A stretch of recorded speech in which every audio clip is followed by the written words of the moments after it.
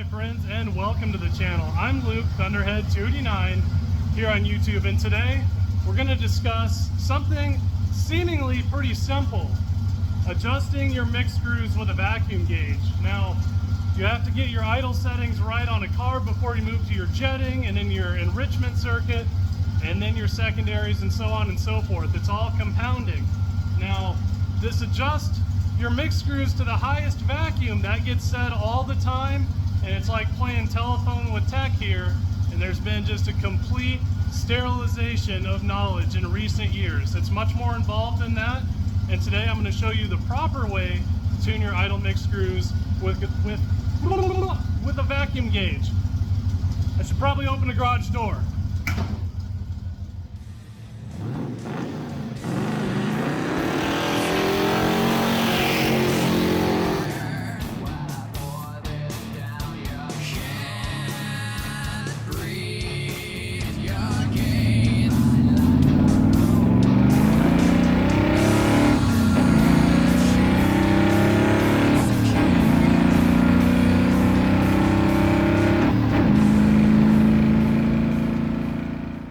All right, getting into it here. So tuning with a vacuum gauge is slightly more involved than just tuning for the highest vacuum. That's kind of misleading, and as information has become more accessible, more and more often we're just leaving pieces of tech out as we play telephone here, and then over time we're just losing knowledge. So today we're going to go through the proper way. There's a few extra steps, and then you will still tune with a vacuum gauge, but if you adhere to these principles, you'll be doing it the correct way, and you'll have some pretty good results in doing it. So the 74 Maverick is going to be our test mule today. You know, blah, blah, blah, 302 top end kit, 4-speed top loader, drive it every day, 70,000 miles on the engine, whatever. You know, anyway, getting on into adjusting the carburetor with a vacuum gauge as far as the mix screws go. The first thing that people often mess up is the mix screws need to be adjusted evenly. I can't tell you how many times this comes up where people are fighting stuff and actually they're not even from side to side. So when you start this process, you want to jump in here, and this is an old ancient Holley. And so we're going to go all the way until they're seated on both sides. And you don't want to sit here and gorilla arm it like a heathen, you know, just enough so you know that they're seated. So let me do that on the other side and we'll go to the next step. So once the mix screws are seated here, I'm going to go ahead and go 2 turns out. So that's a half, that's 1 full turn, that's 1.5, and that's 2 turns. And I'll explain why we do that in a second, but that's pretty important to this process. It cuts out a ton of guesswork. Now what we're doing there is we're intentionally biasing rich. 2 turns out on a normal Holley, normal engine, that should be rich. And depending on your carburetor, that's really what you want to start out with, because then you know you're going to be leaning the mix screws and looking for the highest vacuum. That's extremely important. And I got a little, speaking of lost knowledge, let's take a look at what I got going on behind me here. Now, to many of you longtime hot rodders and engine builders such as myself, this is not a strange concept, but it's one of those things that's being lost to time. Now, we understand with an open intake, it's drawing from both sides of the carb. Now, in a dual plane, it's pretty commonly understood that it's splitting the carb in half. Now that works really well for low end and honestly really good for street cars. Don't believe what you hear on Engine Masters. You're not on a dyno, you're out on the road with other people coming off stops and different things. But a dual plane, why it's super important for things to be even, folks think that a dual plane is splitting the carb one side of the engine to the other, and that's just not the case. So you see here, and then you see here. Wow.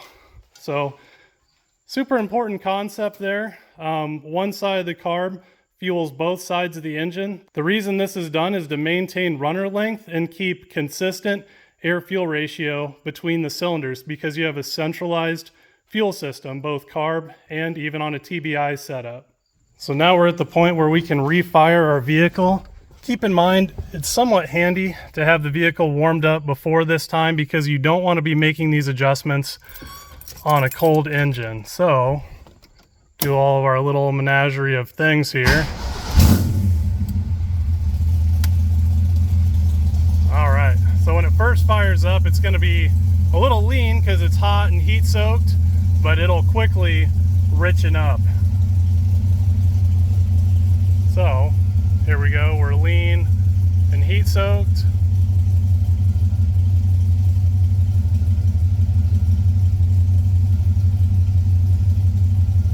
And we're gonna run rich pretty darn fast. Oh, we don't want to cheat today. We want to show this in real time. So we'll turn our auto tune off on the carb cheater here. So we're just on our raw carburetor, and you can see we're definitely rich.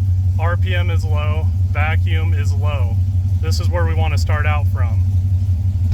So I'm gonna use my little wireless display instead of a vacuum gauge. It's the same difference, and oh boy, 11.5. I can't stand that AFR.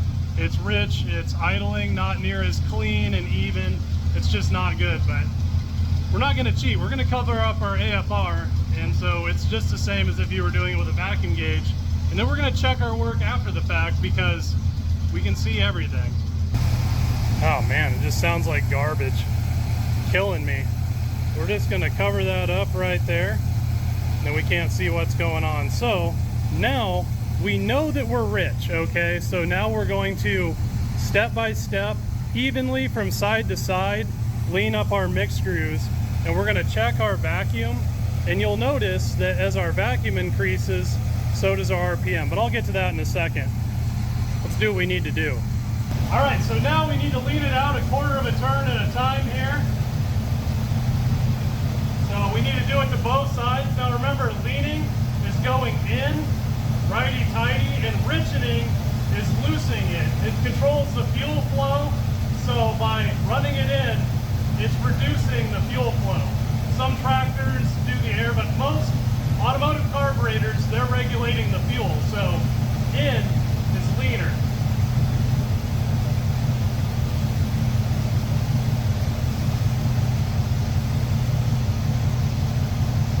So after our adjustment here, we can see that vacuum increased from 16 to getting up close to 17, and actually our RPM increased, which again, we'll reference here in a moment.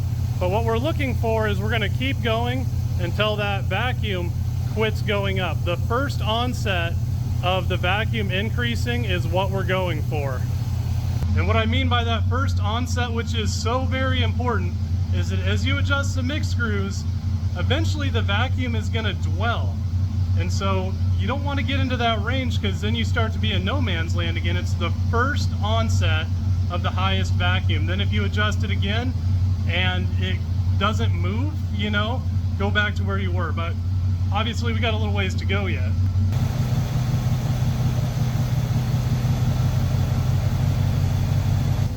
So at this point you can hear quite a change. You can see our engine vacuum is at 18, it jumped up again. And actually engine RPM is going up as well. That's what we'd expect for the relationship there, which is pretty interesting. So we still have a little ways to go yet because we haven't dwelled, so we're gonna do it again. Now the reason the vacuum is actually increasing as we're adjusting the mix screws is the engine is honestly just using what you're giving it more effectively, and so it's able to make more RPM with that same volume, which actually as you get the AFR closer, it's less volume to achieve a higher RPM. An engine is an air pump, okay? So as RPM increases, vacuum is also going to increase. So that's the relationship we're seeing here. Another adjustment there.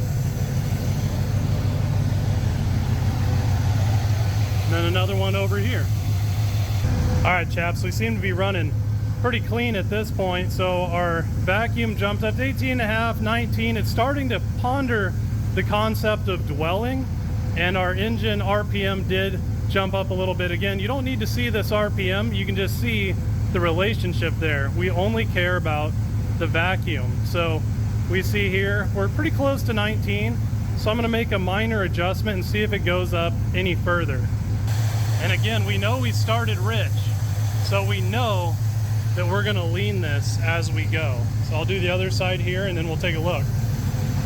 So after our adjustment here, she's pretty much dwelled out. We're still sitting at about 19 inches of mercury. RPM didn't change. So now I want to go back to where I was before. Remember, we want the first onset of the highest vacuum. So let me take it back to where we were. So we're gonna take this right back to where we were before, a quarter turn back. I've already done the other side. And vacuum is ever so slightly higher, but again, it's stable. So we had reached our dwell point, we went past it, and then we stepped back, and this is a solid point of where we want to be. And so now we can move to our next and final step. Now this is definitely the part that always gets left out. I want you to look behind me. I don't have an air filter. I have the hood open. All that under hood heat has a means of escape. What this is doing is causing the carburetor to run much cooler, and effectively it's gonna make for a richer mixture. When it heat soaks and there's a lot of heat in there, it'll run leaner than what it's running right now. So to combat that, we're going to go in there and we're gonna adjust everything from where it's at now. The first onset of highest vacuum, we're gonna take it now a quarter turn richer. Let's look at the, let me do that and then we'll check the AFRs, I'm curious. All right, getting in here, everything's good and hot now. So there's an eighth turn to a quarter turn richer, and we're gonna do the same on this other side.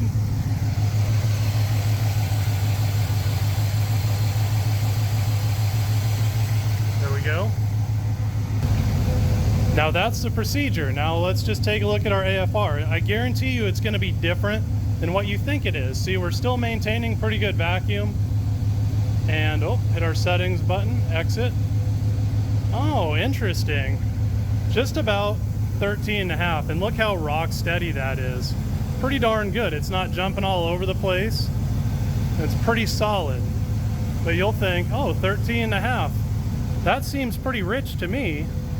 Now for science here, I'll turn this thing a half turn leaner from where it's at to get the AFR at, like, I don't know, 14.5, 14.7. But you'll see that that's going to be pretty detrimental. And with a carb or EFI with a centralized fuel system, you know, like I showed you, those intake runners, they're pretty long and you're not moving a whole lot of volume. So on a centralized fuel system like a carb or TBI, generally they favor at idle a richer mixture. Richer, 13.5 isn't rich, but you know, if you read stuff online, they're going to tell you that that's wild. But you can see right here, adjusting with a vacuum gauge, that's what the engine wants. And I don't care what some whiz-bang college guy says something should be online. You know, technically I'm an engineer by day at this point in my life, and an engine is the sum of its parts, and it's going to ask exactly for what it wants. You just have to know how to give it what it's asking for. And today with our vacuum gauge, you can see that that's what we were able to do. So let me screw this thing up now and show you what 14.7 looks like at idle. So you can see the vacuum is lower, the RPM is lower, and AFR is much less stable. It's going to jump all around because at this point it's not moving enough volume. You have different cylinders being fueled differently, and you can see and you can hear it in the exhaust note. Pardon my language, but just sounds like a bag of shit. And so this is what you get into when people only live by the AFR gauge and why it can be misleading to you. You have to consider what you're working with here. And as far as fuel economy, there's like no difference at idle between 13.5 and 14.7, just fun fact. And you're not getting anything dirty by running at 13.5 diluting your oil. That's just fine. Now this, on the other hand, this can be pretty detrimental. Now a carburetor is a static metering device in a dynamic environment. So as underhood heat changes and everything, you know, the carburetor can't account for that. So targeting 13.5 also, and I'll show you here, I'll shut this thing down, shut the hood, let it heat soak, and we'll refire it. I'll show you how that 13.5 gives it that grace period that it really needs, a carburetor really needs to handle those dynamic conditions, even though it can't adjust itself.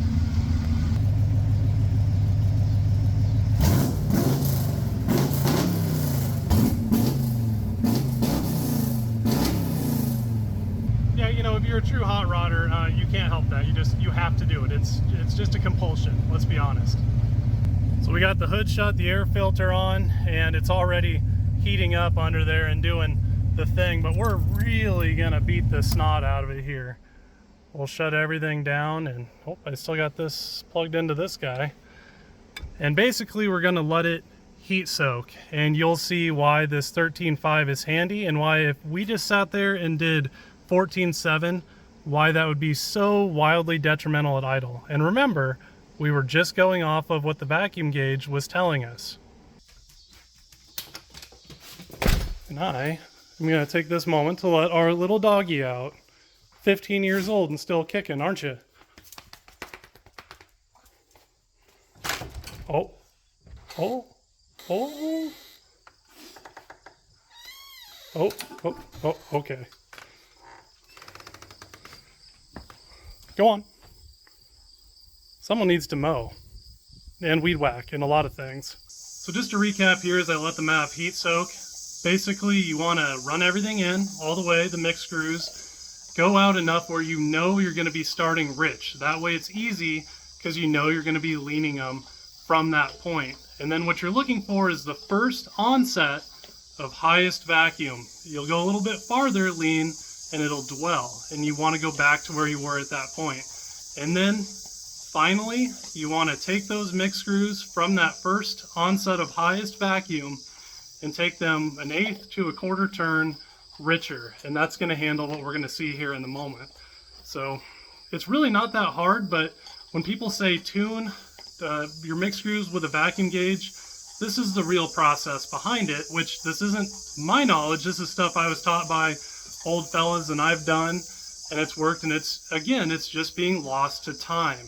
And actually the AFR will back it up, and you'll see that when we refire this thing. So with that, it's sat for, I don't know, 15-20 minutes. That's enough for you to go in and, I don't know, lose all your money gambling and come back out. So about the right amount of time for an old carbureted car.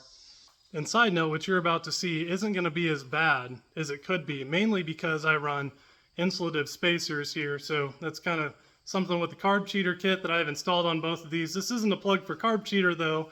You know, we do make spacers if you want to pick those up, or pick them up from anyone. I don't care, just as long as it's a good insulative material. It really helps to combat the thing you're about to see. But even still, heat soak, even though I got a cowl on that car, you know, you get a car like this, big heavy metal hood, tight engine bay with a big engine, this problem is going to be greatly accentuated.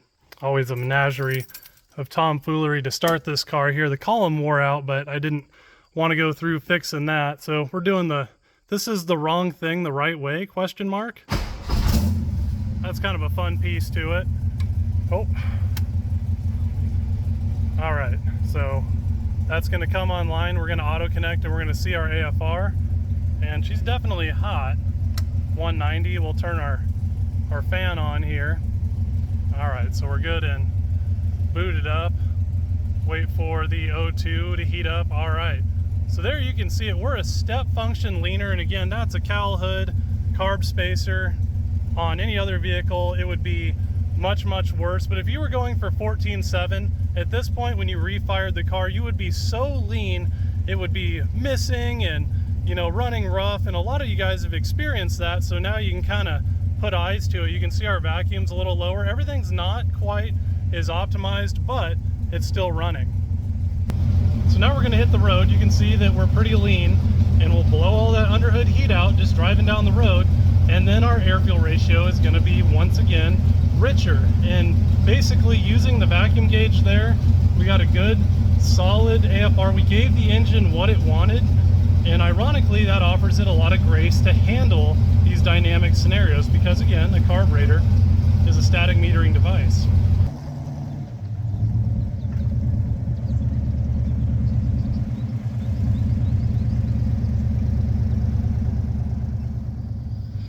You get to talking like a stupid YouTuber, and then you drive down the road and you leave a bunch of stuff on your fender that's gonna fly off and undoubtedly hit your neighbor's windshield, so that's exciting.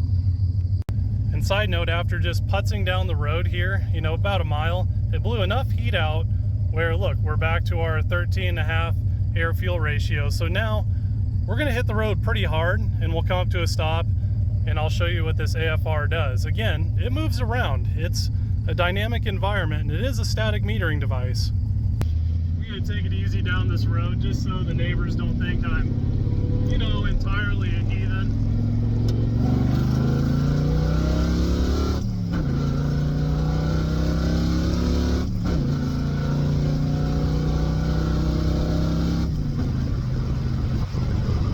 I think that was nice and easy.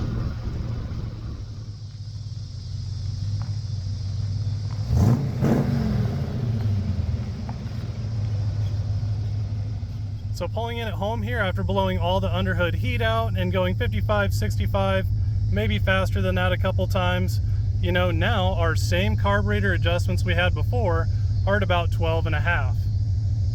So you can see if you follow the vacuum gauge ideology, it conveniently works out where it gives the carburetor enough grace to both handle all of these scenarios. Now, this kind of agitates me a little bit because I'm a perfectionist, so I'm going to quickly cheat at the moment. Now, because I have a carb cheater on this bad boy and this AFR stresses me out, we're just going to use it for what it was built for. And so we turned our auto tune on. Our target air fuel ratio is 13.5. I wonder why that is. So you can already hear it doing its thing. Now cruising, you know, you can run a leaner air fuel ratio cruising, but that's a topic of discussion for a different day. And some other settings here to limit things and do different things, adjustment rate and all this other good stuff.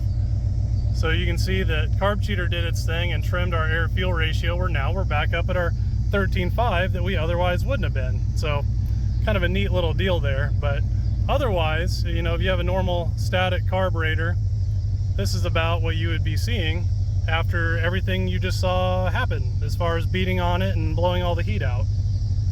So assuming if you paid attention, you have a pretty good handle of what's going on now, and you're probably pretty capable if you follow along with this video. But the one thing you'll bring up is, well, I have an automatic car where the Maverick you just showed was a standard transmission.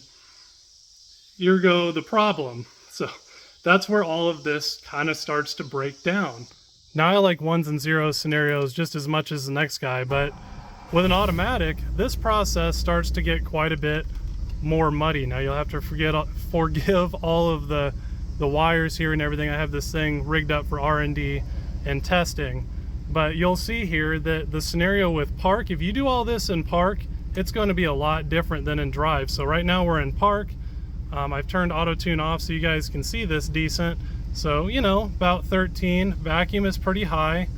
Idle at 700. We're going to go into drive. And this is going to make a massive difference. So technically, you need to do all this in drive, technically. I don't know if you're ballsy enough to put on the parking brake, and I don't have any friends to hold the brake for me. So this gets a lot more difficult to do with an automatic.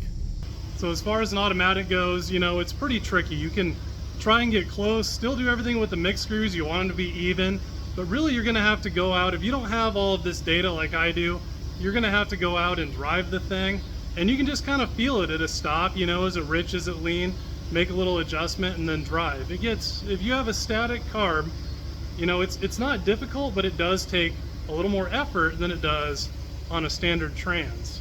Which I'm like you guys, I don't have time for any of that tomfoolery, so we're going to turn our auto tune assist on, and so it's going to bring our AFR up to a target range. Now I'm going to put it in drive, and so that's going to be a completely different scenario again, but we're still maintaining pretty decent AFR. So, you know, I don't know, I've become a cheater in my old age, but it just makes it so much more easy, I guess, especially with an automatic, because they're just a little more difficult to deal with as far as tuning goes. So my friends, I hope that sheds some light on the truth of the matter when someone says tune your mix screws to the highest vacuum. That's what we did there on the Maverick, and you saw the full progress. You can see there's a few more steps to do than that, and some pitfalls that if you're not paying attention, you know, you'll make mistakes. So as long as you follow along with that stuff, you'll be okay. If you want to learn more about Carb Cheater, you know, I'm not super into plugging my own products, but I am the developer, programmer of the thing. I'll leave the link below. And if you think AFR only moves around at idle, like you saw in this video, well, let me tell you, it moves around on the road also. And that's why after being a tuner for 15 years and just not being able to stand that, the carb never being quite perfectly optimized, that's why I made and developed and programmed Carb Cheater, and it does a dang good job of maintaining rock solid consistent AFR through all of these dynamic scenarios, effectively giving the carburetor a static metering device dynamic capability. But oh, there I went, I plugged the whole thing, so I don't know, throw me under the bus in the comments. I'll see you guys for the next one.